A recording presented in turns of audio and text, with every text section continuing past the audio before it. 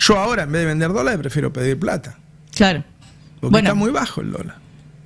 Entonces, si yo pienso así, cada uno de los que tiene dólares va a pensar lo mismo. Y el que tiene soja tiene dólares también. Entonces, es una fantasía pensar que vos vas a abrir el cepo en un precio tan bajo. Porque vas a tener más demanda que oferta. Es decir, yo a ese precio compro, pido un crédito y compro dólares. A mí me parece que esto va a explotar y que va a tener cualquier precio el dólar. Porque cuando explota tenés una suba. Una corrida. Y fíjate que para financiar un dólar a 1.290 pesos, que es regalado. Entonces, ¿cómo no va a explotar esto? Cuando te dicen, che, ¿qué va a pasar con el dólar? Y no trata de no vender dólares, porque el dólar se va a ir al carajo. Herreres en otra radio dijo, bueno, tienen que llevar ya el dólar a 1.500. El dólar cuesta 9.50. Se va a 1.500, es una suba de 55%. Se complicó mucho la situación. La gente mira el precio de los dólares paralelos y entonces cuando baja está contenta porque ya debemos estar mejor entonces, qué sé yo. Ahora, la verdad que lo que nosotros miramos es qué pasa con las reservas.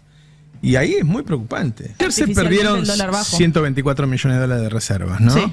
Y le bajaron el precio a 1.290 el dólar. Es decir, le dan a sus amigos para que compren un dólar regalado, utilizando las reservas del Banco Central.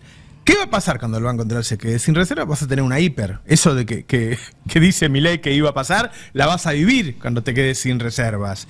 Entonces, está en un día a día engañando a la gente que se cree que las cosas andan bien porque baja el precio del dólar.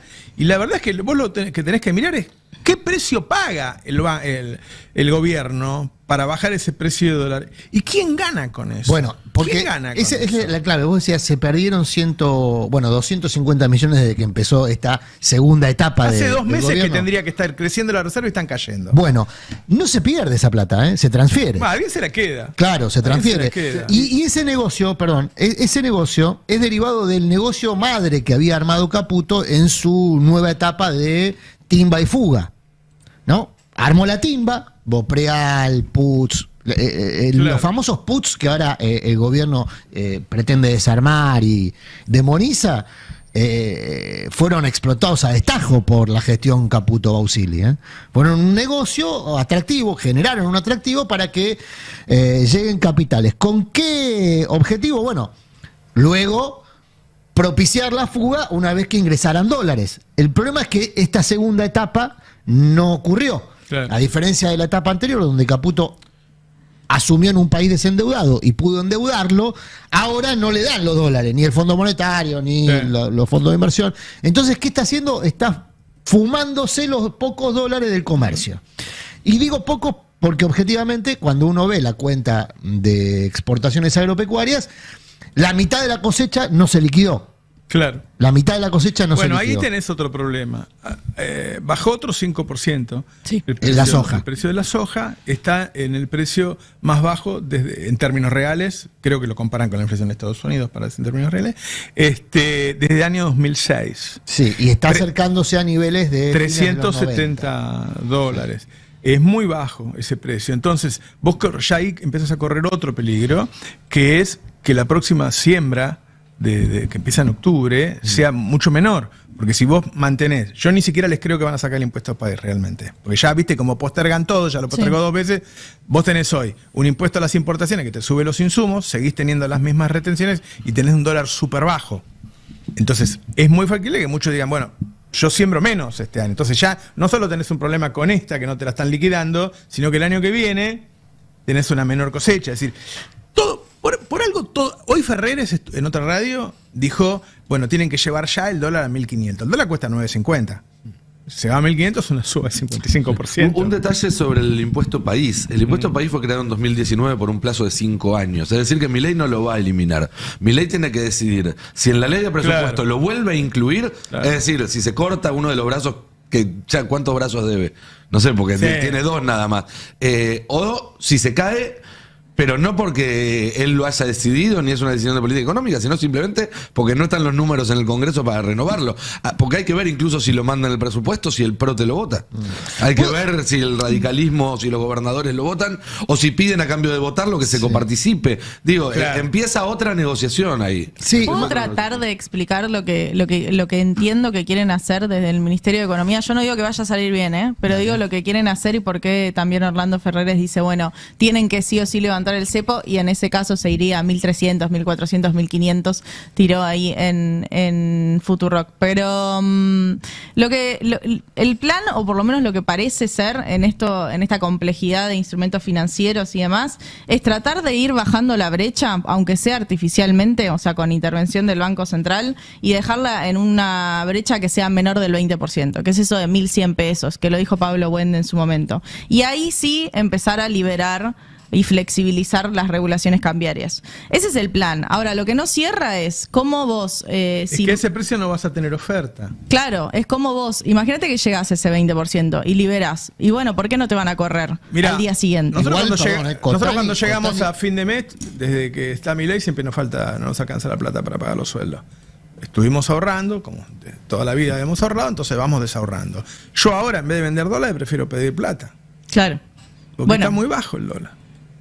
Entonces, si yo pienso así, cada uno de los que tiene dólares va a pensar lo mismo. Y el que tiene soja tiene dólares también. Entonces, es una fantasía pensar que vos vas a abrir el cepo en un precio tan bajo. Porque vas a tener más demanda que oferta. Es decir, yo a ese precio compro, pido un crédito y compro dólares.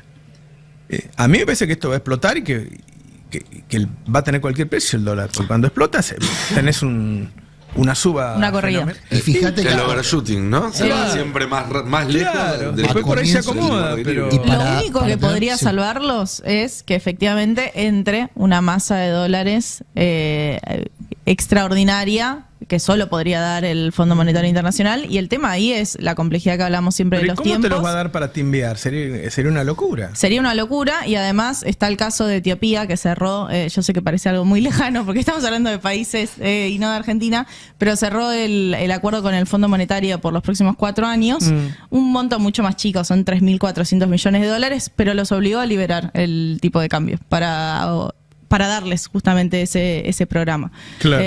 A no hay liberarlo autoridad entre política bandas. que tome esa decisión con Argentina hoy tampoco. Y guarda la autoridad política es el gobierno de Estados están Unidos. usando... Bueno, pero marca un sendero de qué es lo que van a aprobar y qué es lo que no van a para aprobar. Argentina, digo, que es el principal acreedor del Fondo Monetario, se necesita de una decisión política.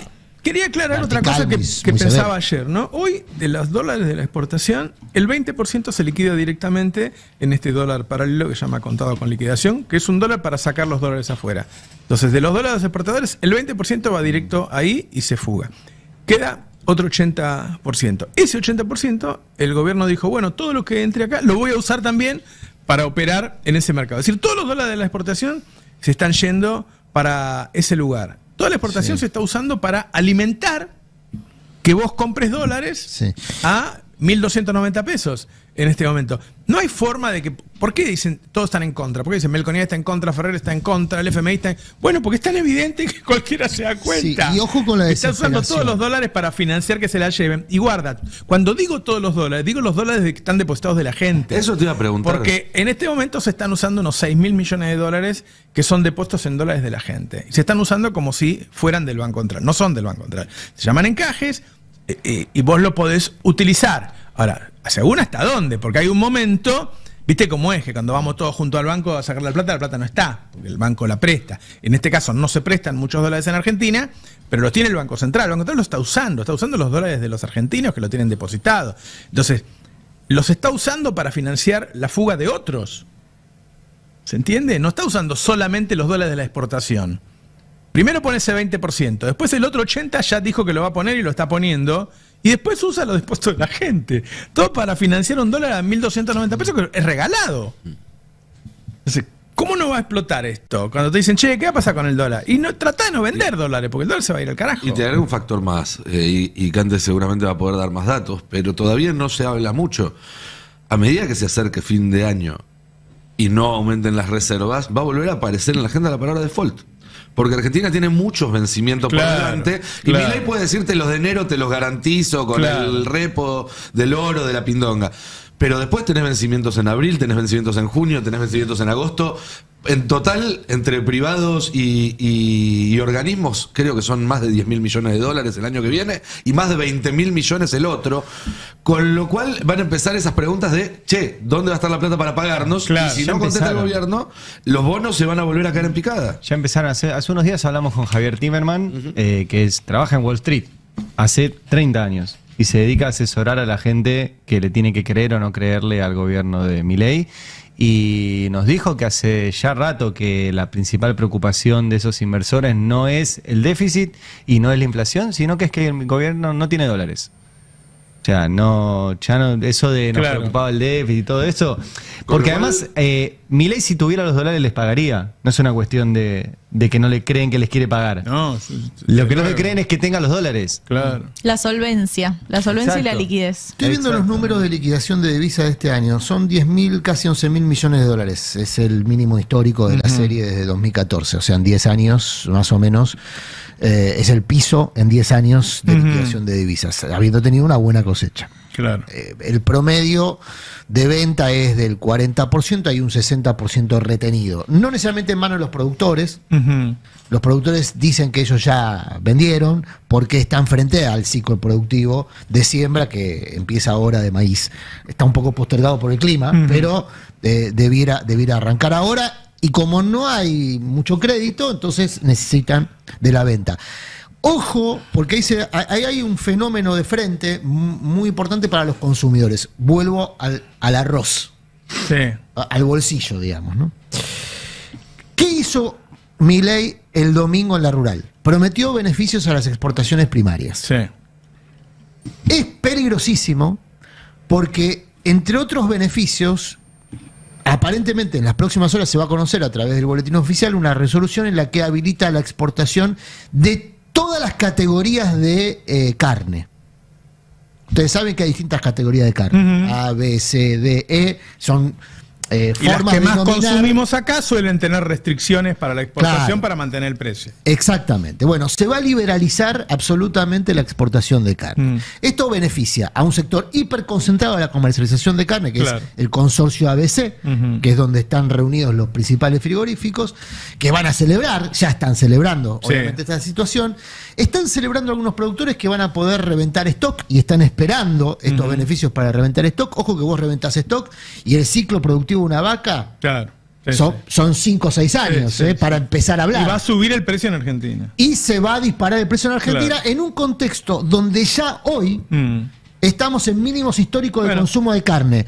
Lo mismo corre para la leche, porque también se anunció para la leche, para el resto de las carnes no vacunas, digamos. Pollo, exactamente. cerdo y demás. Y lo mismo se anunció para algunos cereales que se consumen en Argentina y que también tenían algún grado de protección. Entre ellos el arroz. Que el arroz había sido liberalizado bastante al comienzo de la gestión de Milei, pero no absolutamente. Y hoy estamos en una etapa en la que hay muchísimos argentinos que están endeudando para comer. Generalmente con la tarjeta, no todo el mundo tiene tarjeta. Por eso digo, la conjunción de una disparada del dólar, que suele ser una transferencia de ingresos de los sectores asalariados o de los que tienen ingresos, más la liberalización de la exportación de productos primarios, que son los que se consumen en la Argentina, es la tormenta perfecta para el bolsillo. O sea, lo que se viene es una tormenta perfecta para el bolsillo. Alfredo Zayat habla de la posibilidad de ir a una depresión económica y lo diferencia con una recesión. Una recesión es algo casi técnico, 2 trimestres de caída, podés tener una caída del 0,5 y ya es recesión. Una depresión es algo mucho más profundo y más extendido en el tiempo. Por falta de consumo. Ahora, a las empresas se les van acabando los ahorros y la gente va encontrando el límite de endeudamiento. Hay momentos que no te puedes endeudar más, porque no te prestan. Bueno, por eso, si vos no podés comprar, por eso es patético, no es gracioso, es patético esta campaña que está instrumentando el gobierno. Ayer lo hizo Toto Caputo también con el tema de que el ¿Qué fue salario... un tuit lo de Caputo? Un tuit, que el salario le está ganando a la inflación. Es patético, la verdad. Si el salario estuviese ganando a la inflación, no caería como cae el consumo mes tras mes, como evidencia acá. Salvo que tengas un fenómeno de ahorro que tampoco se verifica. Cae el consumo, pero el salario está ganando la inflación porque hay un fenómeno de ahorro. Pero además está creciendo la deuda familiar. Por eso, ¿no? Es patético, realmente. Ahí está, ¿no, Cande? A mí lo que me llama mucho la atención, que lo revisábamos hoy más temprano, es que muestra este gráfico, porque este gráfico muestra la caída, el derrumbe, esa línea que se ahoga, que son nuestros salarios y que tiene que ver con la decisión de este gobierno de haber hecho una devaluación, una duplicación del precio del dólar en diciembre y que se llevó puesto nuestros salarios. Y ahí lo más cínico es que te dice, bueno, te bajé todo esto, pero ahora ojo que está recomponiéndose un poco y para mí redobla la apuesta, porque la línea que sobresale es la de las paritarias, promedio de 25 paritarias. Entonces te dice, ya no son solo los trabajadores registrados, sino que la realidad es que los únicos que están más o menos compensando los aumentos de precios son los que tienen paritarias, que obviamente tienen mejores condiciones de negociación que los trabajadores registrados que están por fuera de los convenios. Entonces es como un grado de cinismo muy fuerte, pero que obviamente no se sostiene en la realidad porque la masa salarial cae y porque el poder de compra trabajadores, y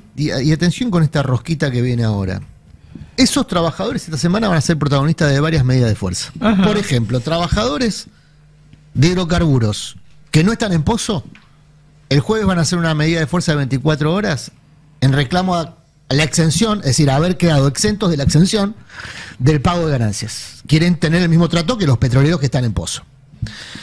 Paro de 24 horas con la posibilidad de que se extienda a 48 o 72 horas. Eso sería un problemón para la producción de hidrocarburos y obviamente para el abastecimiento de naftas.